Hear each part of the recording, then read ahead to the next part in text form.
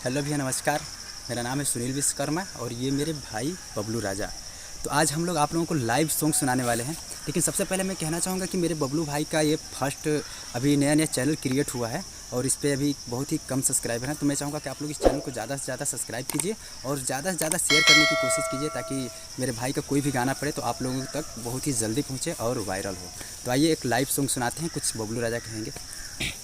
हम लोगों का सॉन्ग आप लोग कमेंट करके बताइएगा कि कैसा लगा और हमारे चैनल को प्लीज़ सब्सक्राइब जरूर कीजिएगा। आइए बस एक सब्सक्राइब।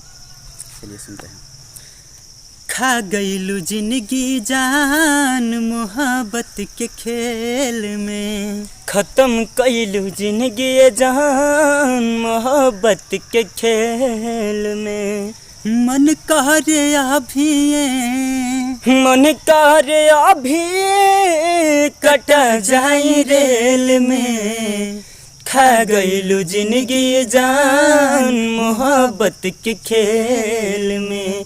ख़त्म कइलू जिंदगी जान मोहब्बत के खेल में। और मिलत न उनका हमार लसियों निरेखे के। फुट फुट रही हैं मिलित मुहावो ना देख के। डल गइल जान हमरो, डल गइल जान हमरो जिंदगी झमेल में। खा गइलू जिंदगी जान मोहब्बत के खेल में। ख़त्म कइलू जिंदगी जान मोहब्बत के खेल में। नमस्कार। उम्मीद है कि आप लोगों भैया की वीडियो बहुत ही ज़्यादा पसंद आई हुई। पसंद आई बताए लाइक और सब्सक्राइब करें बिल्कुल ही ना भूलें।